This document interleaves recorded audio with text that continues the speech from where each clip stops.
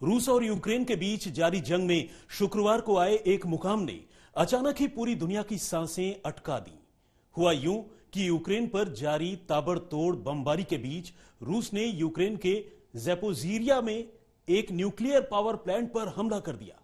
वो तो गनीमत थी कि हमले का निशाना न्यूक्लियर रिएक्टर नहीं था, वरना अगर कहीं कोई रॉकेट किसी रिएक्टर पर गिरा होता तो ऐसी तबाही मचती जिसके बारे में सोचकर भी कंपकपी छूट जाती है। खुद यूक्रेन के विदेश मंत्री ने कहा कि ऐसा कुछ होने पर यह हादसा चेरनोबिल हादसे से भी 10 गुना ज्यादा खौफनाक होता। वो चेरनोबिल हादसा जिसमें मरने वालों की सही गिनती का अब तक पता नहीं है।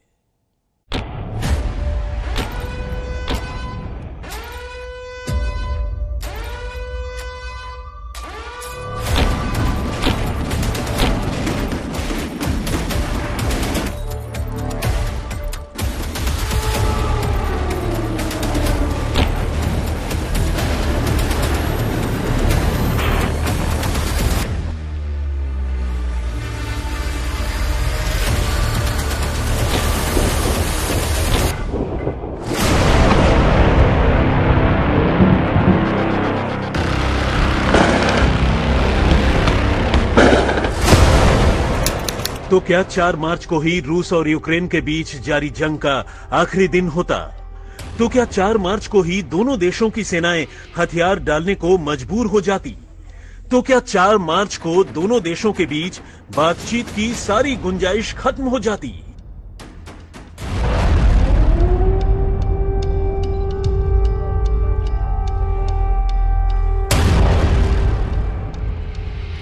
ताबड़तोड़ जारी वार पलटवार के बीच जब जंग का 10वां दिन शुरू हो चुका हो, यूक्रेन में हर तरफ रॉकेट्स और मिसाइलों की बारिश हो रही हो, ये सवाल थोड़ा चौंकाने वाला लग सकता है, क्योंकि अब तक दोनों पक्षों यानी रूस और यूक्रेन की ओर से ऐसा कोई इशारा नहीं मिला है जिससे ये कहा जा सके कि 4 मार्च को दोनों के बीच चल रही जंग का आखिरी दिन होता।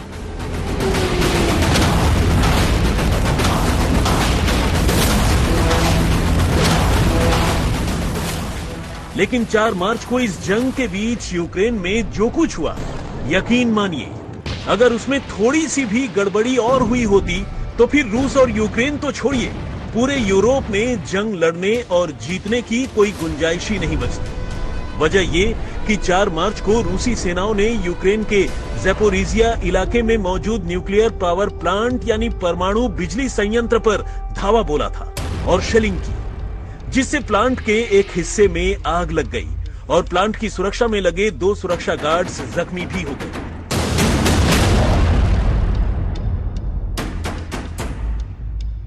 लेकिन अगर ये निशाना जरा भी चूक जाता और शेलिंग या बमबारी यहां लगे न्यूक्लियर रिएक्टर पर हो जाती तो ऐसी तबाही मचती जिसके बारे में सोचना भी मुश्किल है। ये मामला कितना खौफनाक है इसका अंदाजा सिर्फ इसी बात से लगाइए कि इस हमले के बाद यूक्रेन के विदेश मंत्री दिमित्रो कुलेबा को यह कहना पड़ा कि अगर ज़ैपोरिज़िया का पावर प्लांट उड़ जाता तो यह हादसा चेरनोबिल हादसे से भी 10 गुना ज्यादा खतरनाक होता।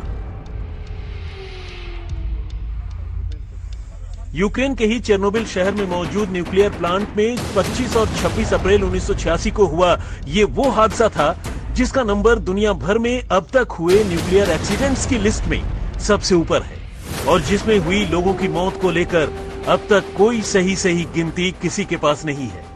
हाँ, ये जरूर है कि इस हादसे में करीब 6 लाख लोग उजड़ गए और यूक्रेन और बेलारूस के बीच का 2600 स्क्वायर किलोमीटर का इलाका हमेशा के लिए वीरान हो गया।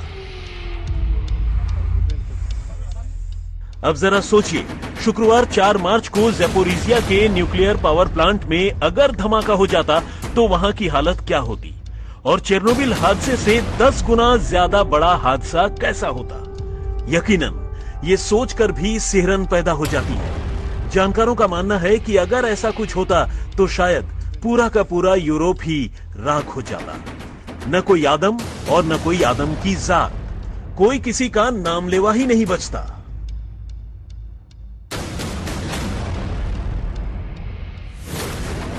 ये मामला इतना खतरनाक है कि इस हमले के बाद शुक्रवार को यूक्रेन के राष्ट्रपति को खुद ही खतरे की घंटी बजानी पड़ी। Європа зараз повинна прокинутися. Горить найбільша атомна станція Європи. Прямо зараз російські танки розстрілюють атомні блоки. Це танки, обладнані тепловізорами. Тобто вони знають, куди стріляють. Вони до цього готувались. Європейці, прокиньтесь, будь ласка, говоріть своїм політикам. Російські війська обстрілюють атомну станцію в Україні, Запорізьку атомну станцію, місто Енергодар. Там 6 енергоблоків, 6. В Чорнобилі вибухнув 1 енергоблок. आनन फानन में संयुक्त राष्ट्र सुरक्षा परिषद यानी यूएनएससी की बैठक बुलानी पड़ी और इंटरनेशनल एटॉमिक एनर्जी एजेंसी यानी आईएईए को बयान जारी कर पूरी दुनिया को ये तसल्ली देना पड़ा कि अब तक के हमले में न्यूक्लियर प्लांट से कोई भी रेडियो एक्टिव मटेरियल लीक नहीं हुआ है। असल में जंग के बीच यूक्रेन शुरू से ही सबसे ज्यादा परमाणु हमले के खतरे में रहा है। सोवियत संघ के दौर में यूक्रेन का पूरा इलाका ही परमाणु टेक्नोलॉजी के लिहाज से काफी डेवलप हो चुका था और इसी वजह से इसे सोवियत का न्यूक्लियर कैपिटल भी कहा जाता था। सोवियत संघ ने यूक्रेन में 50 से ज्यादा परमाणु बिजली केंद्र और रिसर्च सेंटर बनाए थे, लेकिन सोवियत संघ की टूट के बाद परमाणु हथियार रूस के हिस्से में आए और परमाणु ऊर्जा केंद्र यूक्रेन में ही रह गए। तब से लेकर अब तक कई केंद्र बंद भी हो चुके हैं, लेकिन इसके बावजूद अब भी यूक्रेन में परमाणु संयंत्रों की अच्छी खासी तादाद है। सबसे गौर करने वाली बात यह है कि यूक्रेन में फिलहाल जो 15 परमाणु केंद्र चल रहे हैं, उनमें सबसे ज्यादा 6 ज़ैपोरिज़िया में ही हैं। एक और खतरनाक बात यह है कि यूक्रेन में चेरनोबिल समेत कई दूसरे ऐसे परमाणु ठिकाने हैं जहां अब भी रेडियो एक्टिव मटेरियल मौजूद है।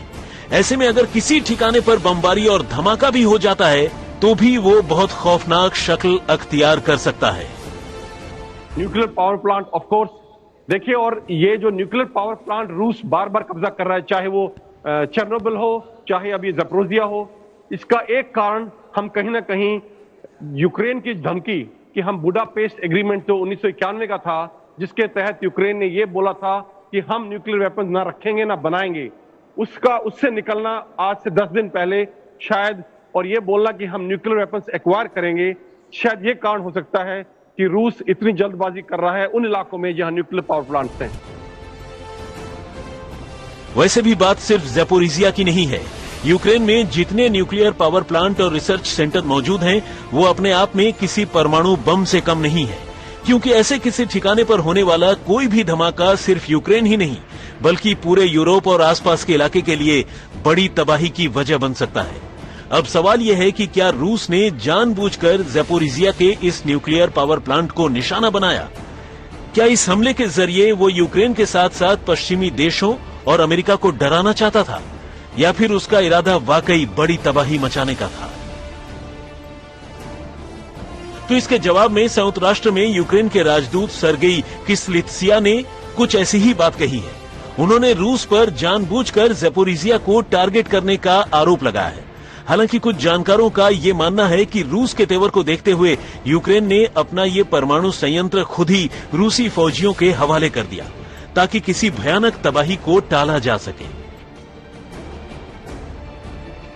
कोई परमाणु हमला कितना खतरनाक होता है, या फिर किसी परमाणु हमले से दुनिया में कितनी तबाही मचती है, इसका अंदाजा लगाने के लिए इन तथ्यों पर गौर करना काफी है। जानकारों की माने तो अगर कोई देश किसी दूसरे देश पर परमाणु हमला करता है तो फिर पल भर में लाखों करोड़ों लोग मौत की आगोश में समा सकते हैं। परमाणु हमले के बाद ऐसे खतरनाक हालात पैदा हो जाएंगे जिससे मौसम और पर्यावरण पर भयानक नकारात्मक असर तो पड़ेगा ही, कैंसर समेत दूसरी घातक बीमारियां तेजी से फैलेंगी और इंसान तो इंसान, धरती पर रहने वाले तमाम जंतु जानवर भी तिल तिल कर मरेंगे। परमाणु हमले से जमीन के स्ट्रोस्फियर का तापमान 30 डिग्री सेल्सियस तक बढ़ जाएगा। धुएं और रेडिएशन का असर ऐसा होगा कि सूरज की किरणें तक सही तरीके से जमीन पर नहीं पहुंच पाएंगी। पृथ्वी का ओजोन लेयर तक खराब हो सकता है और इससे सूरज से निकलने वाले अल्ट्रा वायलेट रेज अचानक ही 30 से बढ़कर 80% तक पहुंच जाएंगे, जिसे झेलना धरती पर रहने वाले जीव जंतुओं के लिए नामुमकिन हो जाएगा। कुल मिलाकर पूरी धरती हिल जाएगी और इससे होने वाली तबाही का सही अंदाजा लगाना भी मुश्किल है। आज तक ब्यूरो।